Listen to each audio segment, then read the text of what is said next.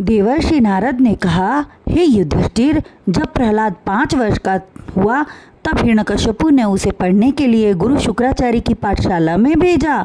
उसके पुत्र षंड और अर्मक प्रहलाद तथा अन्य दैत्य बालकों को पढ़ाया करते थे। सब दैत्य बालक पाठ याद करके गुरुजी को सुना देते थे, किंतु प्रहलाद को पाठ याद न होता था। जब गुरुजी ने कारण पूछा तब कहने लगा, हे गुरुदेव, मुझे केवल भगवान विष्णु का नाम याद रहता है, शेष कुछ नहीं। एक दिन पाठशाला से आने के बाद प्रहलाद को अपनी गोद में बिठाकर हिरण्यकश्यपु पूछने लगा, हे पुत्र, गुरुजी ने तुम्हें आज तक क्या पढ़ाया?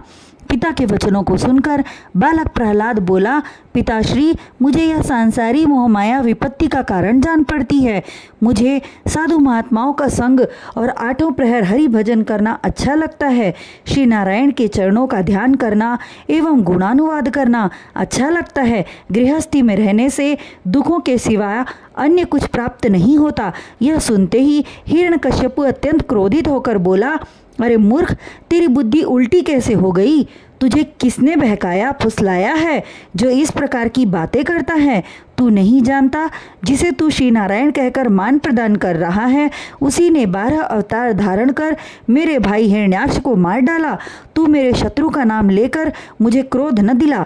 साधु संतों की संगति अच्छी नहीं होती, इसलिए अपने गुरुओं की आज्ञा मानकर पढ़ा करो।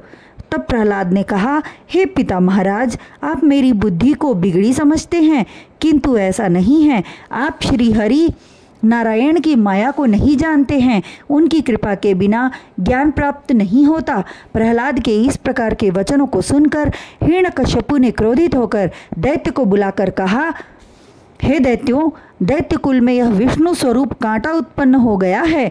मेरा कहना नहीं मानता, मेरे शत्रु का नाम जपता है तथा उसकी बड़ाई करता है। बड़े लोग कह गए हैं कि जिस अंग में रोग होने की शंका हो उस अंग को काट डालना चाहिए, अतः ऐसे दुर्बुद्धि बालक को मार डालना ही उत्तम है। तुम लोग इसे ले जाकर मार डालो।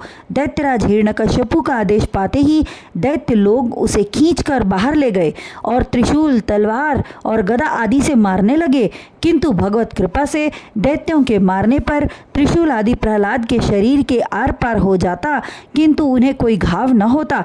वे आंखें बंद किए हरि चरणों में अपना मन लगाए चुपचाप बैठे रहे। दैत्यों ने हरि भक्त के मर्म स्थलों पर चोट किया, फिर भी उन्हें कोई हानि न हुई। दैत्यों के सब अस्त्र शस्त्र निरर्थक सिद्ध हुए। तब दैत्यराज के आदेशानुसार मतवाले हाथी से उसे कुचलवाया और सर्पों से डसवाया, फिर भी कुछ न हुआ।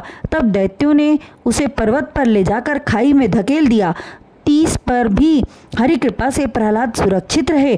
तब हिरण्यकश्यपु ने अपनी बहन होलिका को बुलाकर कहा, हे बहन, तुझे आग से न जलने का वरदान प्राप्त है। जलती अग्नि में रहकर भी तू सुरक्षित रहेगी, इसलिए तू प्रहलाद को गोद में लेकर अग्नि प्रवेश कर जा, वह जलकर मर जाएगा। होलिका ने हिरण्यकश्यपु की आज्ञानुसार ऐसा ही किया, किंतु उस क्षण वह भूल गई कि उसे अग्नि में अकेली प्रवेश करने का वरदान प्राप्त है। वह खुशी खुशी लकड़ियों के मध्य जाकर बैठ गई और आग लगाते ही स्वतः जलकर भस्म हो गई और भगवान के ध्यान में मग्न प्रहलाद उसी तरह बैठे रहे।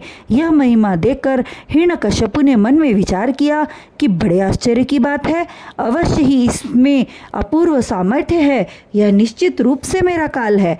ऐसा विचार कर वह चिंतित हुआ। तब गुरु पुत्र षंड एवं अमर्क ने उन्हें समझाया, हे दैत्यराज, आप चिंता न करें, हमारे पिता शुक्राचार्य के आने तक इसे पहले की तरह पाठशाला भेजते रहें। संभवतः हमारे उपदेश एवं पिताश्री के ज्ञान से इसकी बुद्धि का काया पलट हो जाए। यह सुनते ही बालक प्रहलाद अति प्रसन्न हो गया और मन ही मन विचार किया कि अब मैं पाठशाला में जाकर अन्य दैत्य बालकों को ज्ञान सिखाऊंगा।